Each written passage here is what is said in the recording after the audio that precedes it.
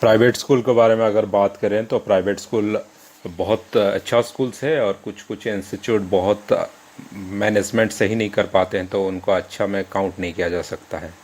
अच्छा पार्ट एक इंस्टीट्यूट का वही होता है, उनको अच्छा इसीलिए बोला जाता है क्योंकि उनका गुड इंफ्रास्ट्रक्चर होते हैं। ऑल टाइप ऑफ फैसिलिटी रहता है, एक ही बिल्डिंग एक ही कैंपस का अंदर सारा स्टूडेंट्स को सब फैसिलिटी मिल जाता है। टीचर उनके बहुत अच्छे होते हैं पढ़ने में और पढ़ाने में भी। गुड केयरिंग रहता है, प्राइवेट इंस्टीट्यूट में बहुत अच्छा केयरिंग करते हैं वो।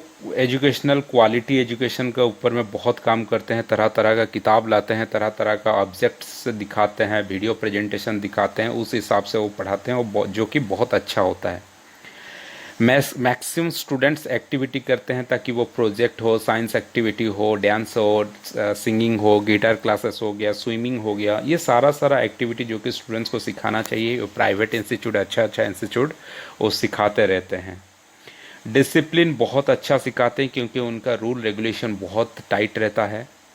उनका खाने का समय, क्लास समय, उनका खेलने का समय, हर चीज़ उनका इतना शेड्यूल प्री शेड्यूल रहता है, उतना टाइट रहता है। डिसिप्लिन देखने के लिए अलग अलग स्टाफ्स रहते हैं, students discipline, staff disciplines, office disciplines, ये सारे देखने के लिए बहुत अच्छा अच्छा स्टाफ्स रहते हैं, उसके लिए वेल डिसिप्लिन रहता है इंस्टीट्यूट। ये जनरली बिलीव करते हैं कि जो स्मार्ट स्टडी कैसे इतना स्मार्ट बढ़ाया पढ़ाया जाए कि स्टूडेंट्स के दिमाग में सारा चीज़ रह जाए। उसको प्रोजेक्ट में दिखा के उसको प्रोजेक्टर यूज़ किया जाता है, और कुछ कुछ तरह तरह का एक्टिविटीज़ का कार्टून फॉर्मेट में हो गया, आपको आर्ट कर देते हैं, क्राफ्टिंग करते हैं, बहुत अलग अलग तरह तरह का चीज़ बना के उनको सिखाया जाता है। और उसमें प्रिंसिपल भी दिया जाता है, साइंस का प्रिंसिपल यूज किया जाता है, मैथमेटिक्स फार्मूला उसमें यूज किया जाता है। इसमें स्टूडेंट्स को बहुत क्रिएटिविटी लेवल बढ़ जाता है, और ये कैसे और अधिक क्रिएटिव किया जाए उसके ऊपर ये काम करते हैं।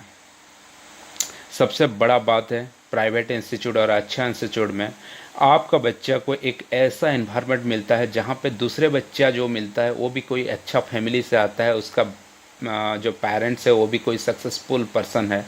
तो ये क्या होता है, उनका मेंटेलिटी में चेंज होता है, आउटलुक बढ़ता है, थोड़ा बाहर का दुनिया में बारे में सीखने का सोचने का समय मिलता है, उनको अच्छा चीज़ बनने का हमेशा रहता है, एक उम्मीद रहता है, क्योंकि जो बच्चे आए हैं वो बहुत अच्छा क्लास फैमिली से आए हैं, और उनका घर में भी वही बात होता है। तो आपके बच्चा जब जाएगा तो उन्हीं लेवल में रहेगा, तो बहुत अच्छा चीज़ सीखेगा।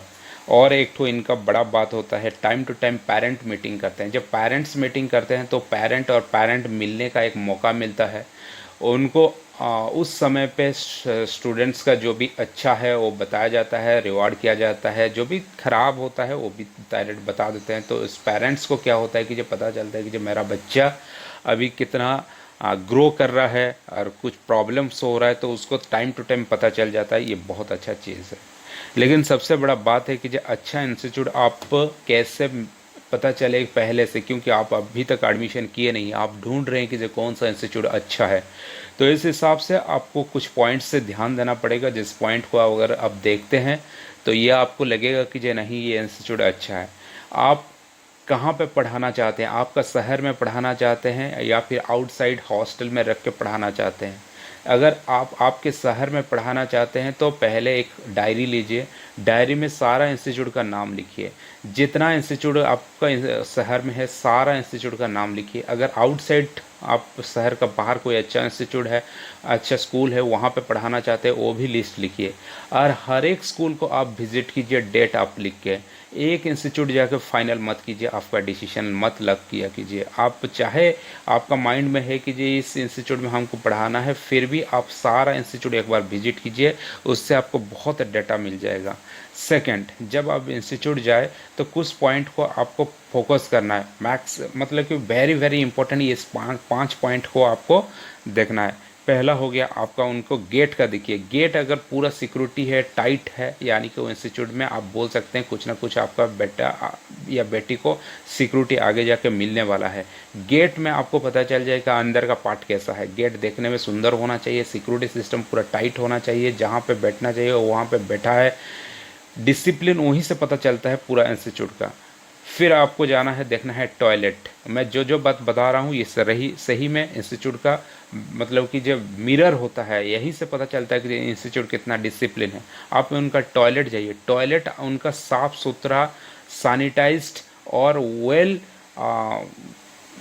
फर्निश्ड भी होना चाहिए, क्योंकि वो प्राइवेट इंस्टीट्यूट है तो उस टॉयलेट के प्रति वो लोग बहुत ध्यान देना चाहिए। और टॉयलेट इसीलिए होना चाहिए क्योंकि आज का डेट में बहुत स्टूडेंट्स जो आते हैं तरह तरह से जगह से, तो उनको यूरिन इन्फेक्शन का, अदर वायरल इन्फेक्शन का, बैक्टीरियल इन्फेक्शन का होने का बहुत चांसेस रहता है। इसीलिए वो लोग वो टॉयलेट को पूरा एकदम साफ सुथरा कर रहे हैं कि नहीं कर रहे वो आपको देखना चाहिए। फिर आप जाइए कैंटीन देखिए, कैंटीन में आपका सीटिंग अरेंजमेंट उनका सही है कि नहीं, आप उनका फ्लोरिंग वगैरह सब देखिए, उनका कलर सिस्टम देखिए। जो अगर डेकोरेटिव नहीं लगता है, आप उनको लगता है कि जी ये बहुत कचड़ा है, तो आप सोच लीजिए कि जी अंदर भी उनका बहुत सारा चीज़ कचड़ा ही होगा।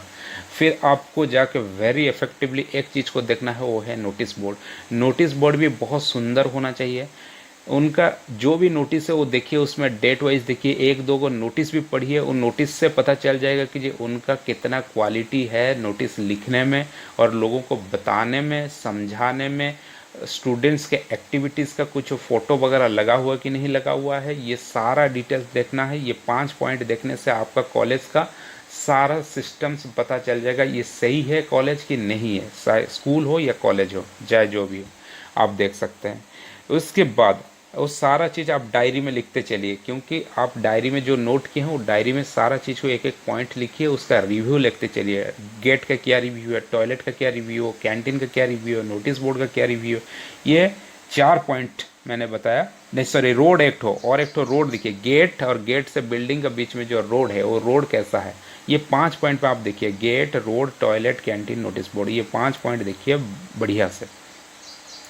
फिर आते हैं उसका अंदर में आप इंक्वायरी कीजिए। इंक्वायरी में क्या क्या आपको देखना है, पहले तो लाइब्रेरी उनका देखिए कैसा है। लाइब्रेरी में अगर लाइब्रेरी नहीं है कोई इंस्टीट्यूट में तो बहुत नेगेटिव फीडबैक जाता है, ये गलत चीज़ है। अगर लाइब्रेरी होना चाहिए वहाँ पे और सारा बुक फैसिलिटी होना चाहिए। फिर उसके बाद उनका क्लासरूम देखिए कितना साफ़ सुथरा है, बैठने का कितना फैसिलिटी है। अगर 60 70 80 90 लड़का एक रूम में बिठा रहे हैं एक्स्ट्रा एक रूम पे, तो ये सोच लीजिए कि जो अच्छा इंस्टीट्यूट नहीं है। मैक्सिमम 30 से 40 स्टूडेंट्स एक रूम में बैठना चाहिए, उससे ज़्यादा नहीं। उसके बाद उनका बस फैसिलिटी देखिए, स्टूडेंट्स के क्या क्या एक्टिविटीज़ कराते हैं ये पूरा एकदम लिखाइए उनसे कि ये क्या क्या एक्टिविटीज़ किस किस महीना में करते हैं। स्टूडेंट्स वेलफेयर के लिए आप क्या काम करते हैं, सबसे इम्पोर्टेंट बात उनसे कीजिए। फ़ी स्ट्रक्चर आप क्या लेते हैं, और इंस्टॉलमेंट का सुविधा आप समझ लीजिए। इंस्टॉलमेंट का एक्स्ट्रा फ़ी भी लेते हैं बहुत इंस्टीट्यूट, आप उसको पूरा ध्यान से लिखिए। और सबसे इम्पोर्टेंट बात उनसे पूछिए, एक्स्ट्रा फ़ी, अदर फ़ी जिसको बोलते हैं, वो हाइड करते हैं। कोई इंस्टीट्यूट नहीं बताता है उनका अदर फ़ी, एक्स्ट्रा फ़ी। वो एनुअल फंक्शन को बोल के कुछ पैसा ले लेते हैं, आज इंस्टीट्यूट में कुछ एक्टिविटीज़ है उसको बोल के पैसा ले लेते हैं, आज रिपेयरिंग है, मेंटेनेंस है, किताब खरीदना है, बुक खरीदना है, आज विजिटिंग कराना है, आज एनुअल फंक्शन हो गई, बहुत तरह तरह का बात बोल के बीच में पैसा लेते हैं। आज फेयरवेल करेंगे, आज कपड़ा देंगे, आज ब्लेजर पहनना है, ऐसा बहुत चीज़ बोल के आपको बीच बीच में पैसा लूटते रहते हैं पेरेंट्स को। ये इसको आप पूछ लीजिए और खाता में लिख लीजिए, डायरी मेंटेन कीजिए इसको। सेकंड आइए टीचर। टीचर के बारे में पूछिए कितना टीचर हैं, कौन कौन टीचर है, पूरा सब्जेक्ट वाइज उनका टीचर का नाम लिखिए। उनको लगता है आप उनके सामने अगर डायरी में हर चीज़ मेंटेन करेंगे तो उनको लगेगा कि जी ये टीचर, ये जो पेरेंट है ये वेरी एक्टिव पेरेंट है, वो आपको अच्छा वैल्यू भी देंगे और कुछ गलत भी नहीं बोलेंगे। फिर उनके उसके बाद उनको पूछिए पास रिकॉर्ड क्या है आपका, कितना परसेंटेज पास किए हैं, कौन सा साल में कितना लड़का पास किया हुआ है, स्पोर्ट्स में आपका क्या रिकॉर्ड है, अदर एक्टिविटीज़ में क्या रिकॉर्ड है, बाहर कोई इंस्टीट्यूट से, बाहर इंट्रा कॉलेज से कुछ प्राइस लेके आया है क्या स्टूडेंट्स। ऐसे हर चीज़ आपको लिखना है और डिटेल्स लेना है इंस्टीट्यूट से। कोई स्टूडेंट का ओल्ड नोट है तो आपके पास तो दिखाने के लिए बोलिए, या फिर टीचर्स नोट है तो दिखाइए एक तो। और टीचर्स नोट कितना ढंग से लिखा हुआ है, हेडिंग दिया हुआ है कि नहीं दिया हुआ है, उसमें ड्राइंग किया हुआ है कि नहीं किया हुआ है, ये सारा चीज़ देखने से पता चल जाएगा कि कितना अच्छा यहाँ पे पढ़ाया जाता है। फिर उसके बाद एटलीस्ट ऐसा 4 टीचर से मिलिए, कोई भी 4 टीचर उस इंस्टीट्यूट से मिलिए और उनसे बात कीजिए। सारा डिटेल्स, उनका फ़ोन नंबर्स वगैरह थोड़ा सा ले लीजिए और उनसे इतना अच्छा से रिलेशन मेंटेन कीजिए ताकि आगे जब आएँ तो उनसे मिलने से भी आपको अपनापन लगे, जैसे थोड़ा सा अच्छा से बात कर लीजिए। फिर उसके बाद आपको वेरी इंपॉर्टेंट मैं बता रहा हूँ, उसी दिन आप डिसीजन मत लीजिए, जाकर डायरेक्ट पैसा एडवांस वगैरह मत दीजिए। वो इंस्टीट्यूट बोलते रहते हैं सीट ख़त्म हो जाएगा, सीट ख़त्म हो गया अभी कीजिए, आपका इतना डिस्काउंट है, इतना बात में आप मत आइए। डिस्काउंट हमेशा रहता ही है। अगर अच्छा इंस्टीट्यूट है तो डिस्काउंट लेने का दरकार भी नहीं है। फिर आप क्या कीजिए, ज़्यादा हैप्पी मत हो जाइए, ज़्यादा हरी मत होइए, आप पूरा पेशेंस लीजिए, थोड़ा सा बैठ जाइए, घर में आके सोचिए, डायरी देखिए, पढ़िए, आराम से हर चीज़ को रिकल कीजिए। फिर कुछ दिन का बाद दोबारा विजिट कीजिए। एक बार में कभी डिसीजन मत लीजिए कोई भी स्कूल में, क्योंकि आपका बच्चा किसी स्कूल में 5 साल पढ़ सकता है, 10 साल पढ़ सकता है, बहुत लंबा टाइम तक पढ़ने वाला है। आप बार बार किसी स्कूल को चेंज नहीं कर सकते, कोई इंस्टीट्यूट को बार बार चेंज नहीं कर सकते, तो डिसीजन आपको बहुत अच्छा होना चाहिए। इसलिए आप क्या करिए, विजिट अगेन कीजिए, दोबारा जाइए। दोबारा जाके क्या करना है, दोबारा जाके उसी डायरी को खोलिए और सारा फैसिलिटी जैसे classroom, road, toilet, gate, library, office, notice board, जो जो आप एक एक बार देखे थे, सारा जो डिटेल्स आप नोटिस बोर्ड में लिखे थे, उस चीज़ को फिर से देखिए। उसी में दोबारा जब देखेंगे तो आपको थोड़ा सा कुछ नेगेटिव पॉइंट्स और पॉजिटिव पॉइंट्स आपको दिखने लगेगा। हमेशा सेकंड में ज़्यादा दिखने मिलता है, पहला में ज़्यादा दिख नहीं पाता है, ज़्यादा आदमी रियलाइज़ नहीं कर पाता है हर चीज़ को। फिर जाके अलग अलग टीचर से मिलिए, जो 4 टीचर से मिले थे वो 4 टीचर से ही मिल सकते हैं और अलग टीचर से ही मिल सकते हैं। उनसे थोड़ा सा बात कीजिए, डिटेल्स लीजिए इंस्टीट्यूट का।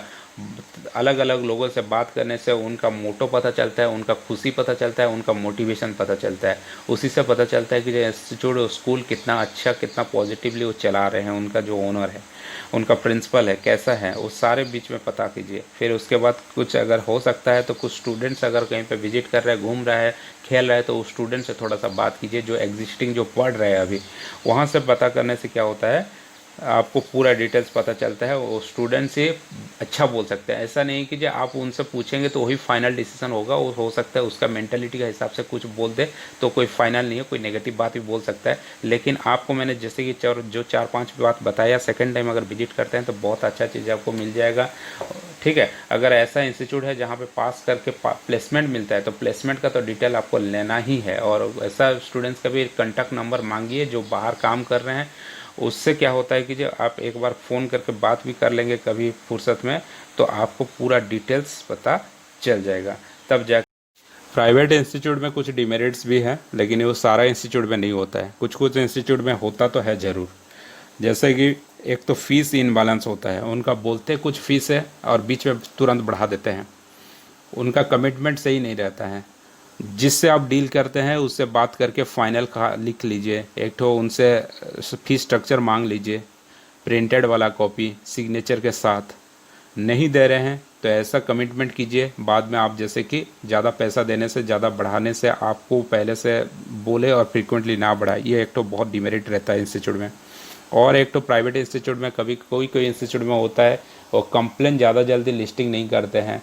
स्टूडेंट्स कंप्लेन कर रहे हैं, पेरेंट कंप्लेन कर रहे हैं, सुन नहीं रहे हैं, बस में प्रॉब्लम्स हो रहा है, कैंटीन में प्रॉब्लम हो रहा है, बाहर में कुछ ना कुछ प्रॉब्लम्स हो रहा है, टीचिंग नहीं हो रहा है अच्छा से, टीचर्स को स्टूडेंट्स को समझ में नहीं आ रहा है, टीचर अच्छा नहीं पढ़ा रहे हैं, नोट्स में प्रॉब्लम है, ये बहुत सारा प्रॉब्लम्स होता है। लेकिन वो लिस्टिंग सही से करते नहीं हैं और प्रॉब्लम सॉल्व करते नहीं हैं।